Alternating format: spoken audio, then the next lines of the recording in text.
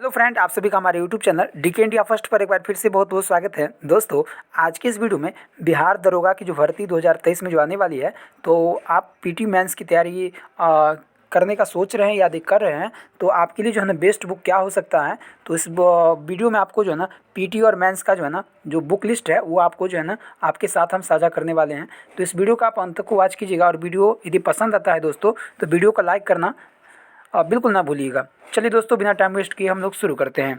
और दोस्तों, यदि आप चैनल को सब्सक्राइब नहीं किया तो अभी चैनल को सब्सक्राइब कर लीजिए। देखिए दोस्तों, आप जानते हैं जैसा कि पीटी जो आपका होता है, क्योंकि आप जानते हैं कि बिहार दरोगा के भर्ती का सिलेक्शन प्रोसेस, और इससे पहले एक वीडियो आप बिहार दरोगा के संबंधित जो है ना डाले हुए हैं। यदि उस वीडियो को आप नहीं देखे हैं तो आप डिस्क्रिप्शन बॉक्स को चेक कीजिए, वहाँ पे एक वीडियो का लिंक मिलेगा, आप वहाँ से जो है ना देख पाएंगे। आप जानते हैं कि इसमें जो है पीटी होता है, मेंस होता है, फिजिकल होता है, उसके बाद जो है फाइनल मेरिट तैयार किया जाता है। तो पीटी जो होता है दोस्तों, तो पीटी में जो है ना आपको जो है ना 100 क्वेश्चन होते हैं। जी हाँ दोस्तों, पीटी एग्जाम में 100 क्वेश्चन होते हैं। ऑब्जेक्टिव टाइप के एग्जाम लिए जाते हैं। पीटी भी ऑब्जेक्टिव होता है और मेंस भी जो है ना दोस्तों ऑब्जेक्टिव क्वेश्चन यहाँ पर पूछे जाते हैं। तो इस 100 क्वेश्चन में जो है ना इसका ट्रेंड क्या रहा है एग्जाम का, तो एक नेक्स्ट वीडियो के माध्यम से आपको बता दिया जाएगा कि कौन से सब्जेक्ट से कितने क्वेश्चन पूछे जाते हैं। अभी फिलहाल जो है ना इस वीडियो में आपको जो है ना केवल बुक लिस्ट बताने वाला हूँ, ठीक है। पीटी के लिए सबसे पहले हम पीटी के लिए बता देते हैं बुक। देखिए, आपको जो है ना यहाँ पे जीएस का जो है ना बहुत ज़्यादा रोल है, ठीक है। जीएस, जी हाँ दोस्तों, जीएस पर जीएस का जो है ना बहुत ज़्यादा इसमें बिहार दुर्गा में रोल है। तो जीएस के लिए जो है ना पीटी एग्जाम के लिए आप देखिए, सबसे पहले हम बता देते हैं। देखिए, लूसेंट, जी हाँ दोस्तों, लूसेंट का जो सब्जेक्टिव बुक आता है, लूसेंट का सब्जेक्टिव यह जो है ना जीएस के लिए बहुत ज़्यादा जो है ना इंपॉर्टेंट है।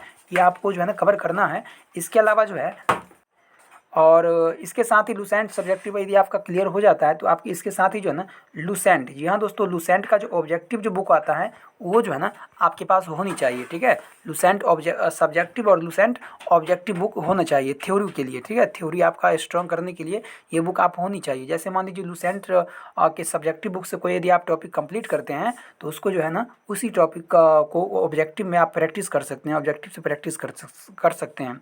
इसके अलावा दोस्तों, आप जो है ना आप जो है प्रत्येक विषय का, जी हाँ दोस्तों, चाहे वो जीएस का पोर्शन हो चाहे साइंस का पोर्शन हो, सभी पोर्शन के लिए आप घटना चक्र का बुक जो है ना ले लीजिएगा, ठीक है। ये जो है खासकर यूपीएससी, बीपीएससी, यूपी पीसीएस, जितने भी पीसीएस के एग्जाम होते हैं या यूपीएससी के एग्जाम होते हैं, इसके सारे प्रश्न इसमें इंक्लूड रहते हैं। एक तरीके से कह सकते हैं प्रीवियस ईयर क्वेश्चन बैंक के तौर पर जो है इसको तैयार किया गया है, और इससे बहुत सारे क्वेश्चन हूबहू रिपीट होते हैं एग्जाम में। खासकर इसका जो डिस्क्रिप्शन जो इस डिस्क्राइब करके जो दिया रहता है, इससे बहुत सारे प्रश्न आते हैं एग्जाम में, हूबहू कॉपी किए जाते हैं, ठीक है।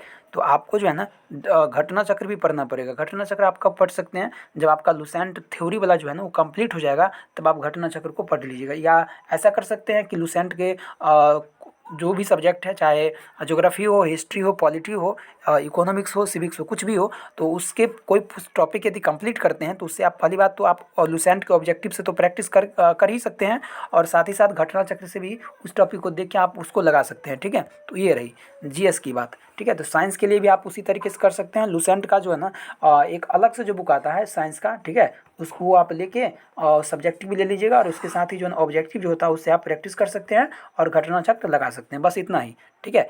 और जहाँ तक करंट अफेयर्स की बात है दोस्तों, तो करंट अफेयर्स, यहाँ दोस्तों करंट अफेयर्स की जहाँ तक बात है, तो करंट अफेयर्स के लिए जो है ना अभी जो ट्रेंड रहा, ट्रेंड पिछली भर्ती जानते हैं आप लोग, 2446 भर्ती हुआ, 2213 हुआ, तो इस सब में जो करंट जो अफेयर्स के जो प्रश्न जो मैक्सिमम संख्या में जो लड़े कौन से बुक से, तो एसपीडी और एडिटोरिया।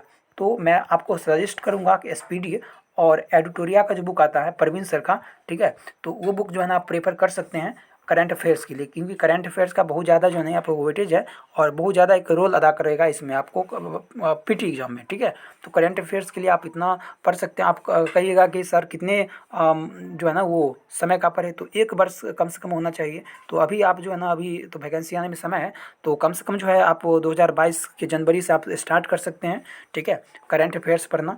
आपके पास कोई बुक होगा तो आप प्रेफर कर सकते हैं। तो इस तरीके से बात किया जाए तो आप जो है ना जीएस का पोर्शन, और यहाँ पर और मैथ के लिए जो है ना कुछ मैथ के भी प्रश्न यहाँ पर देखने को मिलते हैं पीटी एग्जाम में। तो मैथ्स के लिए जो है ना आप आरएक्स जो अग्रवाल का जो बुक आता है उसको आप प्रेफर कर सकते हैं, आर एस अग्रवाल को प्रेफर कर सकते हैं और प्रैक्टिस कर सकते हैं। ठीक है। और मॉक टेस्ट, जी हाँ दोस्तों, मॉक टेस्ट जरूर इसके बाद लगाना चाहिए।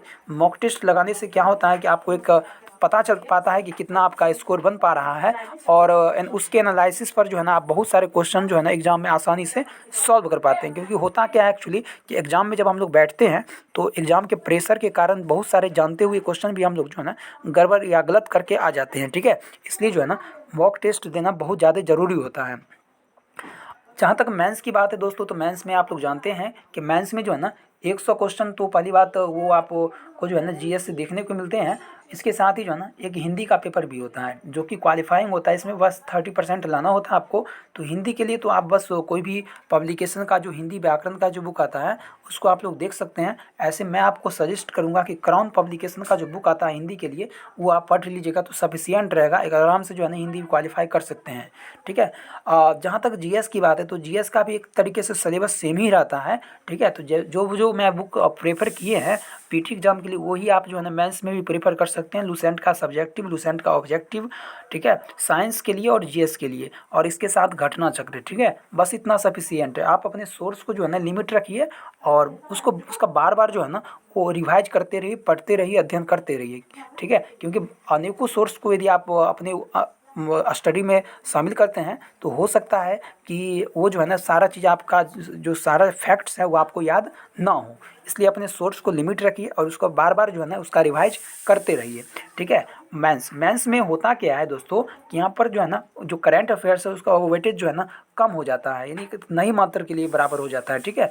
यहाँ पर जो है ना आपको मैथ्स और रीजनिंग, यहाँ दोस्तों जहाँ पर मैथ्स और रीजनिंग जो है ना यहाँ पर एक मुख्य रोल अदा करता है। तो मैथ्स के लिए आपको हम पहले बता दिए हैं कि आर एस अग्रवाल के लिए, और रीजनिंग तो सिंपल रीजनिंग आता है, आप उसको कवर कर सकते हैं। यदि SSCR का तैयारी यदि आप थोड़ा मोड़ा किए होंगे, ठीक है, तो आसानी से रीजनिंग बन जाएगा। ठीक है। तो इस तरीके से बस कम ही सोर्स अपनाइए और बेहतर रिजल्ट पाइए। ठीक है। तो यह वीडियो आपको कैसा लगा आप हमें कमेंट करके ज़रूर बताइएगा, और जितना सारा बुक बताए हैं बस इतना ही आपको जो है ना कवर करते रहना है। और यदि आपके पास समय है पर्याप्त तो कोई दिक्कत नहीं, आप एक NCERT का सार संग्रह आता है, NCERT सार संग्रह महेश कुमार बरनवाल का आता है, वो भी आप जो है ना अपने स्टडी में शामिल कर सकते हैं। ठीक है। तो दरोगा के लिए बस इतना ही सारा बुक है, आप पढ़िए बेहतर तरीक़ा से और बेहतर रिजल्ट लीजिए। तो फिर मिलते हैं नेक्स्ट वीडियो में, और आप कौन कौन सा प्रैक्टिस सेट लगा सकते हैं तो वह भी नेक्स्ट वीडियो के माध्यम से आपको बताएंगे। फिर मिलते हैं नेक्स्ट वीडियो में, तब तक के लिए धन्यवाद, नमस्कार।